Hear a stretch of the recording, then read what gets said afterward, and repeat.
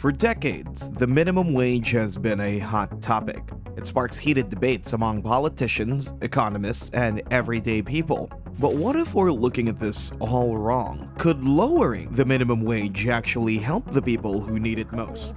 To a loss of 1.4 million jobs by 2025. But the good news for many workers, the CBO estimates about 900,000 people would be lifted out of poverty. And there's been a big push nationally to raise the minimum wage. That's a big focus for small business owners in Miami. Minimum wage for the Emerald City is jumping up. Yeah, that jump may be good news for workers, but businesses are now evaluating what it means for them. The first minimum wage started in New Zealand in 1984. Designed to make sure workers earned enough to survive and to prevent exploitation by employers. In the US, the minimum wage began 40 years later during the Great Depression at just 25 cents an hour. At the time, this was revolutionary, a policy meant to lift struggling families and keep the economy moving forward during a crisis. Over the decades, the minimum wage has evolved, but it's never been free from controversy. Every increase sparks fierce debates. Will it uplift millions out of poverty or lead to massive layoffs?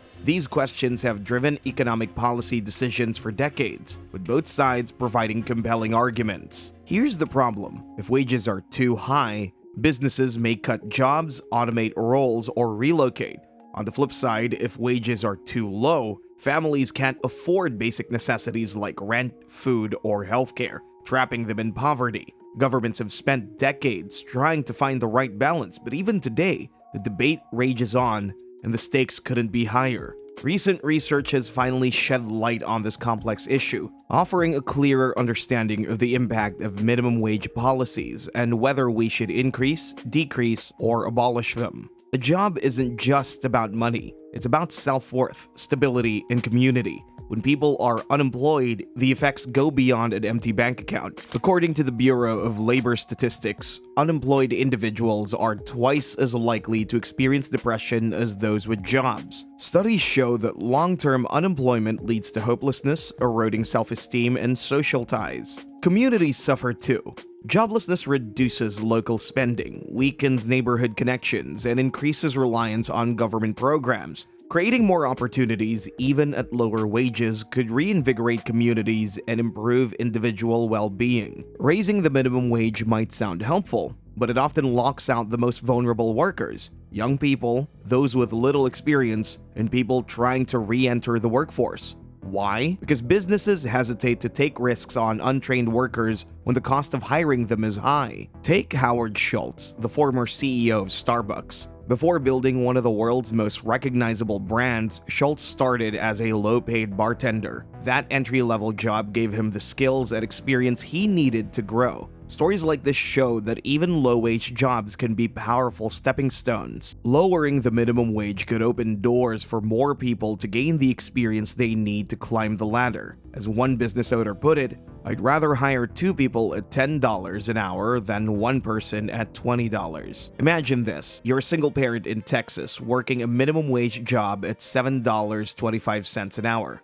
You qualify for housing assistance, food stamps, and Medicaid, which help you cover rent, groceries, and medical bills. Then you get a promotion to shift supervisor, earning $10 an hour. At first, it feels like a win, until you find out that the extra income disqualifies you from Medicaid and slashes your food assistance. Now your out-of-pocket costs for healthcare and groceries far exceed your raise. Economists call this the welfare trap. It discourages people from earning more because the system penalizes them for trying. Lowering the minimum wage could help by allowing more people to earn income without losing critical benefits, making it easier to transition to financial stability. Here's a hard truth: it's not just about wages. The real issue is the skyrocketing costs of living. Housing, education, and healthcare are eating up bigger portions of paychecks every year.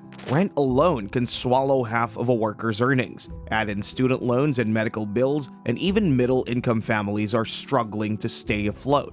If we focus only on raising wages, we're missing the bigger picture. Addressing these systemic issues, like building more affordable housing or regulating healthcare costs, could have a far greater impact than adjusting the minimum wage. The Seattle case study is one of the most well-known examples. When the city raised its minimum wage to $15, the results were mixed. One study found that workers earned more overall, but another revealed that some low-wage workers had their hours cut, leaving them with less take-home pay. This complexity highlights an important point. Wage policies don't affect everyone equally. Factors like job type, business size, and local living costs all play a role. While some workers benefited in Seattle, others faced reduced opportunities, particularly in small businesses and service industries. The takeaway: the minimum wage debate is far from black and white. Not all industries are created equal when it comes to wage changes. Retail and fast food are heavily impacted by shifts in minimum wage policies, as these sectors often operate on razor-thin profit margins. On the other hand, industries like tech or healthcare, where wages are already higher, experience less immediate impact from these changes. Understanding these differences is critical. Policies that work for retail might not be appropriate for manufacturing or service industries. Tailoring wage policies by sector could ensure businesses remain viable while still supporting workers. Different countries handle minimum wages in unique ways. Germany and New Zealand have set nationwide wage floors, balancing support for workers with economic stability. Meanwhile, Singapore avoids minimum wage laws entirely, relying instead on robust social programs to support low-income citizens. These global examples show that there isn't a one-size-fits-all solution. What works in one country may not work in another, highlighting the need for customized approaches that consider local economies, cultures, and industries. In the US, tipped workers often earn a lower base wage, with tips making up the difference. Some argue this system is outdated and unfair, while others see it as a way for workers to earn significantly more than a flat minimum wage. For example, in states that have eliminated the tip credit, restaurant workers report mixed results. While some see more stable incomes, others have faced reduced tips and even job losses as businesses struggle to adjust. This underscores the importance of tailoring wage policies to fit specific industries and local contexts. Wages are only one part of the equation. Affordable housing, accessible education, and affordable healthcare play equally crucial roles in lifting people out of poverty. For many workers, even a higher wage isn't enough when the cost of living continues to rise unchecked. Instead of focusing solely on minimum wages, governments could invest in these areas to create long-term solutions. For instance, building more affordable housing or expanding access to vocational training could provide workers with greater financial security and upward mobility.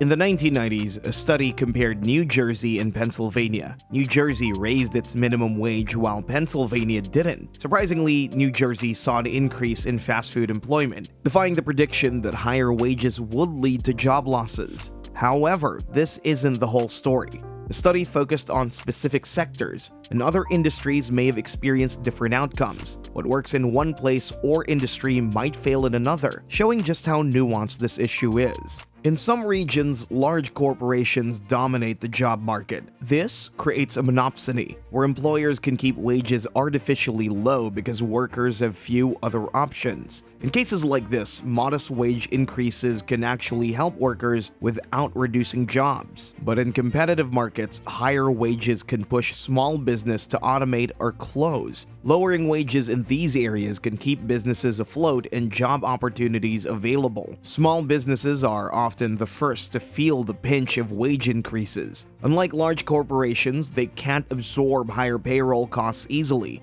As a result, they may cut hours, lay off workers, or even shut down entirely. Keeping wages lower helps small businesses stay competitive, hire more workers, and contribute to their local economies. When small businesses thrive, so do the communities they serve. When wages rise too high, companies often turn to automation to save money. Self-checkout kiosks, delivery drones, and robot servers are replacing jobs once held by humans. While technology can improve efficiency, it also limits opportunities for low-skill workers. Lowering the minimum wage could slow the rush to automation, keeping more jobs available for people who need them the most. The minimum wage debate isn't just about numbers, it's about people. It's about creating a system that lifts everyone without leaving anyone behind. Lowering the minimum wage might seem counterintuitive, but when combined with smarter policies like universal basic income or affordable housing initiatives, it could be the key to breaking cycles of poverty. So what do you think? Should we focus on wages, or are there better ways to help workers?